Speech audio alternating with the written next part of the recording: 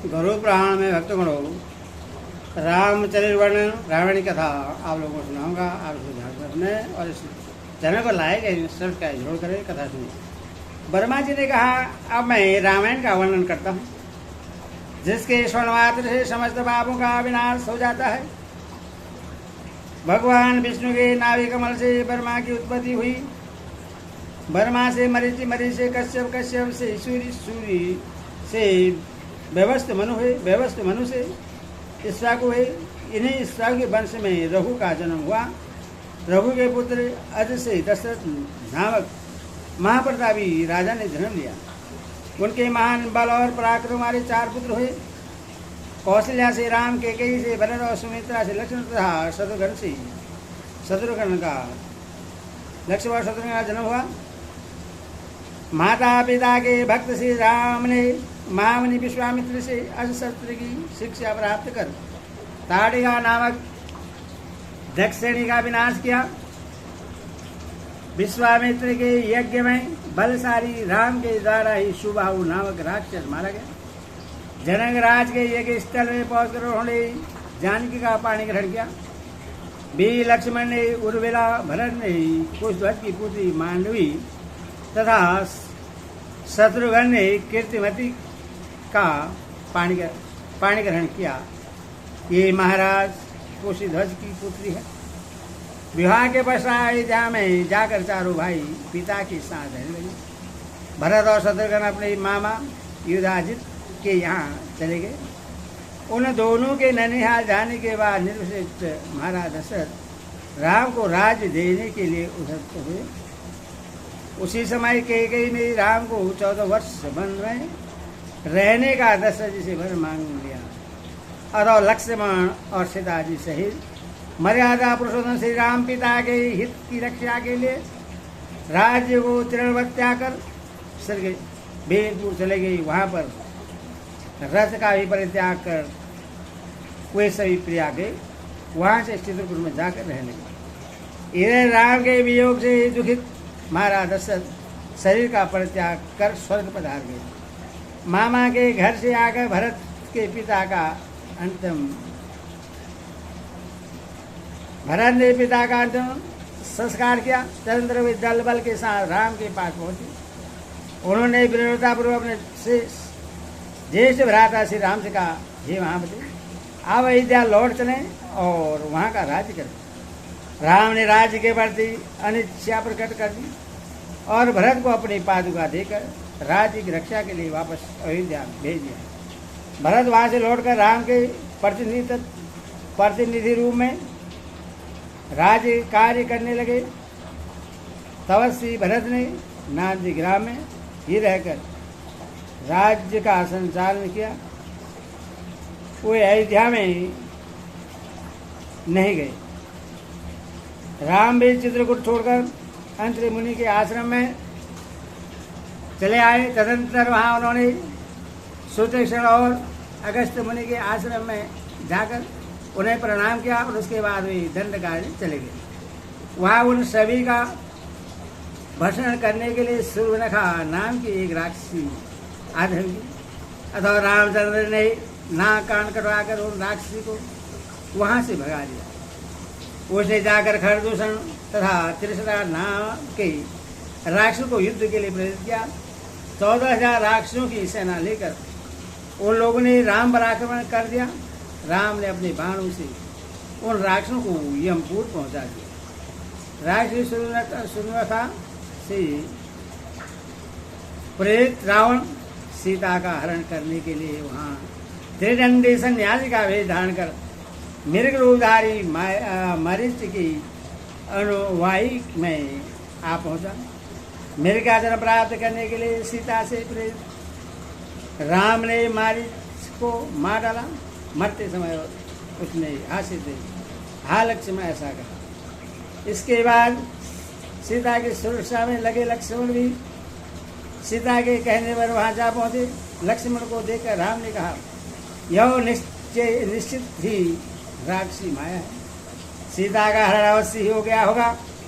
इसी बीच बलि रावण अवसर पाकर लंका में सीता को लेकर जटायु को सद विसद कर लंका चला गया। वहां पहुंचकर उसने राक्षसियों की निगरानी में सीता को अशुभ वृक्ष की छाया में ठहरा दिया।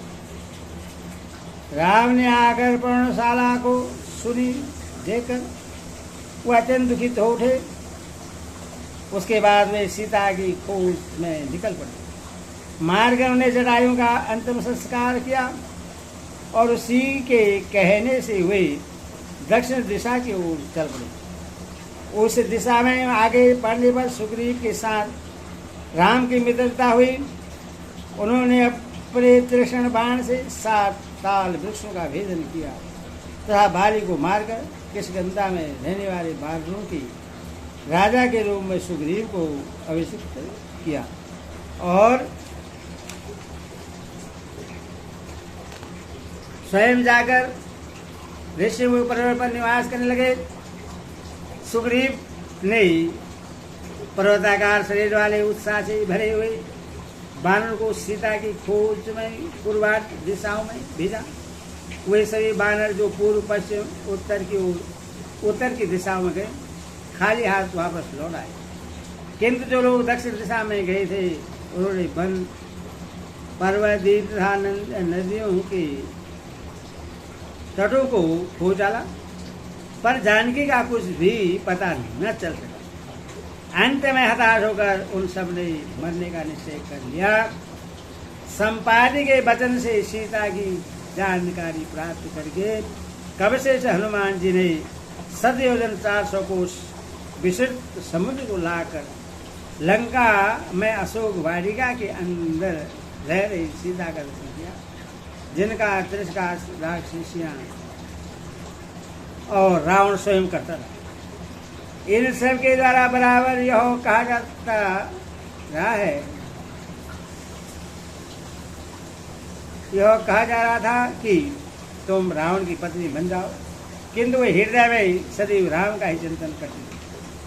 हनुमान ने ऐसी दयनीय स्थिति में रह रही सीता को कौशलनंदन राम के द्वारा दी गई अंगूठी देकर अपना परिचय देते हुए कहा कि हे मिथिली, मैं श्री राम का दूत हूँ, आप दुख न करें। आप मुझे कोई अपना चिन्ह विशेष दें जिससे भगवान श्री राम आपको समझ सके। हनुमान का यह वचन सुनकर सीता ने अपना चूड़ामणि उतार कर दे दिया और कहा कि हे कबीरराज, आप जितना ही शीघ्र हो सके उतना ही शीघ्र मुझको यहाँ से ले चलें। ऐसा आप उनसे कहिएगा।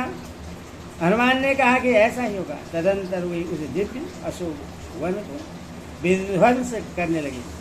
उसे विनष्ट कर उन्होंने रावण के पुत्र अक्ष तथा अन्य राक्षसों को मार डाला और स्वयं मेघनाथ के पास में बंदी भी बन गए। रावण को देखकर हनुमान ने कहा कि हे रावण, मैं श्री राम का दूत हनुमान हूँ, आप राम को सीता लौटा दें। यह सुनकर रावण क्रुद्ध हो उठा। उसने उनकी पूंछ में आग लगवा दी। महाबली हनुमान ने उस जलती हुई पूंछ से लंका को जला डाला अथवा पुनः राम के पास लौटाए और बताया कि मैं सीता माता को देखा। तदंतर हनुमान जी ने सीता द्वारा दिया गया चूड़ामणि उन्हें दे दिया। इसके बाद सुग्रीव, हनुमान, अंगद तथा लक्ष्मण के साथ राम लंकापुरी में जा पहुंचे। रावण का भाई विभीषण भी राम की शरण में आ गया। राम ने उससे लंका के राजपथ पर अभिषिक्त कर दिया। राम ने नल के द्वारा सेतु का निर्माण कराकर समुद्र को पार किया था। समुद्र के तट पर सुबेल पर्वत पर उपस्थित होकर उन्होंने लंकापुरी को देखा। तदनंतर नील, अंगद, अनादि मुख्य बानरों तथा धूम्राक्ष, वीरेंद्र तथा ऋषिपति, जामान, महेंद्र, दिभित और मुख्य वीरों ने लंकापुरी को नष्ट कर डाला। विशाल शरीर वाले काले काले पहाड़ के समान राक्षसों को अपनी बानरी सेना के साथ राम लक्ष्मण ने मार गिराया। विदुजन, धूम्राक्ष, देवांतक, नरातक, महोदर, महापाश महाबल अधिकाय कुंभ निकुंभ मत मकराक्ष अगमन प्रहस्य उन्मद कुंभकर्ण तथा मेघनाथ को अस्त्र आदि से राम लक्ष्मण ने काट डाला। तदंतर उन महापराक्रमी श्री राम ने 20 भुजाओं के समूह को छिन्न भिन्न करके रावण को भी धराशायी कर दिया। उसके बाद अग्नि में प्रवेश होकर अपनी शुद्धता को प्रमाणित की हुई सीता के साथ लक्ष्मण एवं बानरों से युक्त राम पुष्प विमान में बैठकर अपने श्रेष्ठ नगरी अयोध्या लौट आए। वहाँ पर राज शासन प्राप्त कर उन्हें प्रजा का पुत्रवत पालन करते हुए राज्य किया। 10 अश्वमेध यज्ञों का अनुष्ठान करके राम ने गया तीर्थ में पितरों को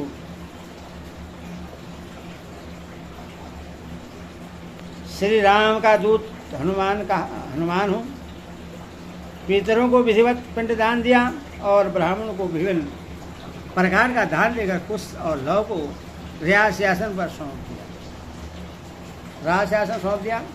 राम ने 11,000 वर्ष तक राज्य किया। शत्रु ने रावण नामक जयंती का विनाश किया। भरत के द्वारा हरिओम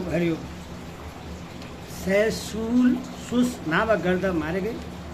इसके पश्चात उन्होंने सभी ने अगस्त्यादि मुनि को प्रणाम करके उनसे राक्षसों की उत्पत्ति कथा सुनी।